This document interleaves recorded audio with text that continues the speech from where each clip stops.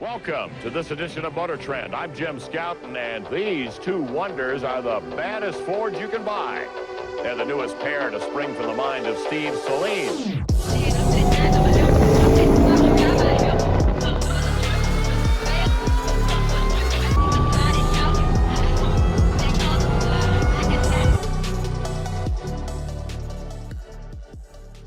How's it going, guys, and welcome back to part 2 and the final part of getting the Tork Tech upgrade installed on the Saleen.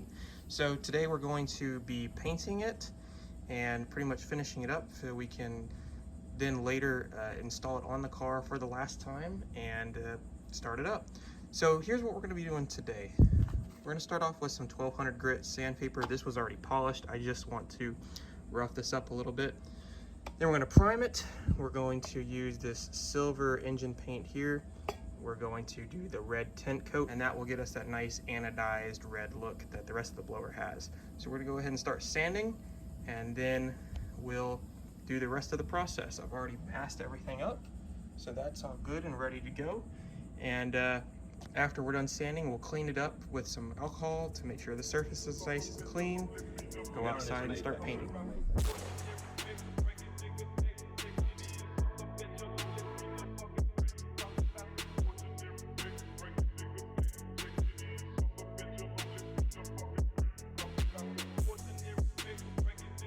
And now that we've cleaned everything up with the sandpaper, we're just gonna go ahead and wipe everything down with some alcohol and a paper towel, just to clean up any excess crap that's on the surface, any little particles of metal or anything like that. We just wanna make sure the surface is nice and clean, so when we go to spray, everything lays down and sticks and adheres really well. So we've done a couple coats of primer here, all light coats, just slowly building it up over time. One recommendation I could give you: don't buy a can that sucks. This can here is garbage. I've had to squeeze it so hard just to get it to come out, and it makes it a little bit harder to get it right. So there's a couple spots on here I might hit with some sandpaper to smooth it down, like right there in that area. Other than that, it came out pretty good. So we're gonna let it dry for a little bit and then move on to the next step, which is painting it silver. So our silver came out looking fantastic. We're gonna go ahead and move on to the red tint coat. This is a little bit different. This one, you really want to be careful with how you're applying the coats. You definitely do want to start light, but you do want to start building heavier as it goes on, just not too heavy that you cause a run.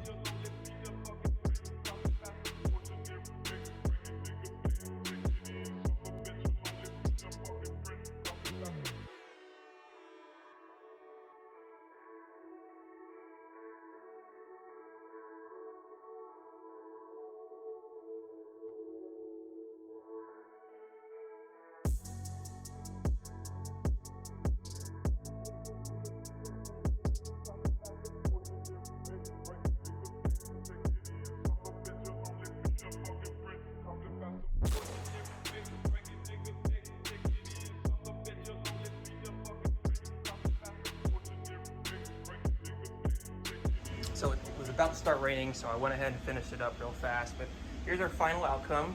Couple little imperfections here. It's okay, I'm not really gonna worry about that. Well, the first time it gets dirt on it, it's gonna hide everything, but the finish looks super nice. The color is pretty close. It's slightly darker. I think my silver base coat was a little bit different on this than it was on here, but they also are two different materials, so that might have something to do with it as well. But overall, it looks good. The color match is close enough, so I'm not really gonna worry about it that much. And it came out looking really nice. So we're gonna let this dry for a couple hours, probably till later this evening, maybe into tomorrow. And then we'll put it back together and start putting the supercharger as a whole unit back on the car. Well, it's been 2 days and the paint is cured, and I went ahead and put everything together.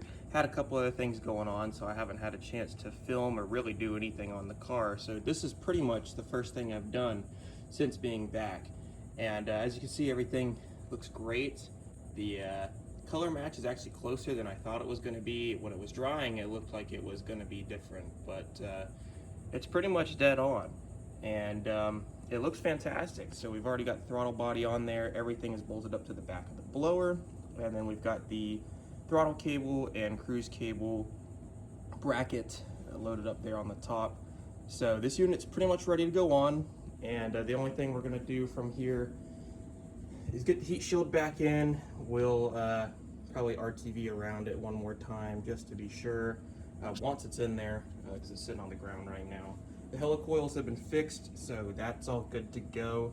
Pretty much ready to just slap that in, set the blower on top, and get to putting in all those 13mm bolts again.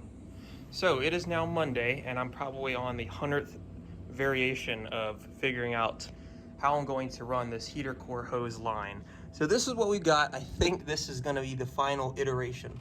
So we've got a 90-degree rubber here into a brass 90-degree here. It's actually running underneath the heater core little lines that come out, coming here, looping around. This is actually an original Ford hose here, and it's being a little bunched up, so I might have to trim it down, and then going into the heater core.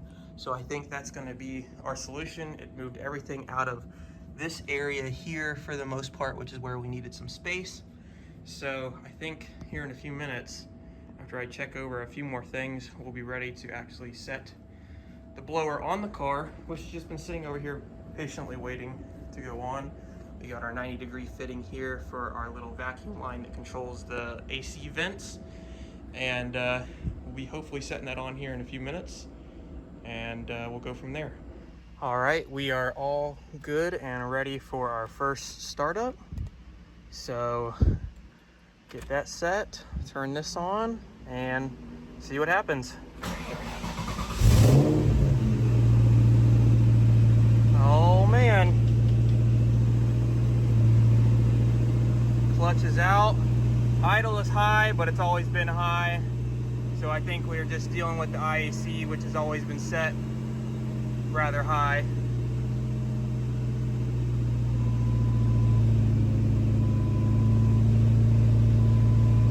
See, as it warms up, it starts to drop and all that. It's always been kind of like this, but so far AFR looks normal for idle.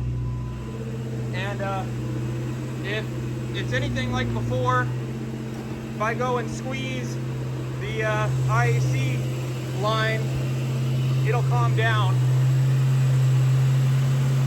You can feel it just sucking in air. Yeah, on idle's normal now.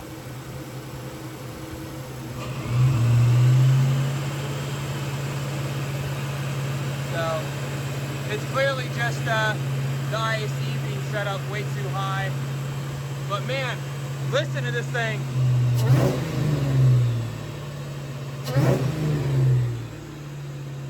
Woo! That's nuts.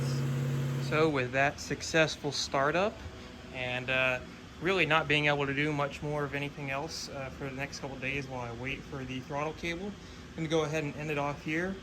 This is pretty much the complete setup of the Tork Tech Inlet on the Saleen Series 2.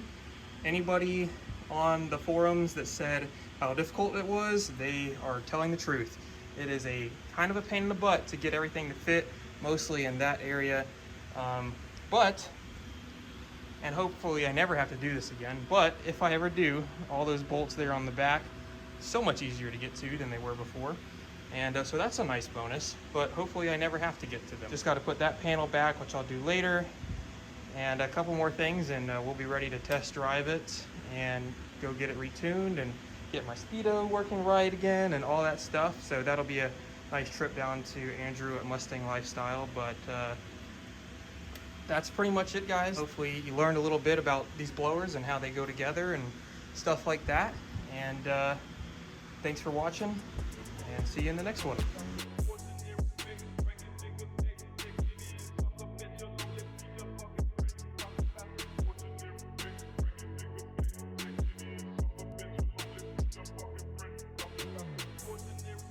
Break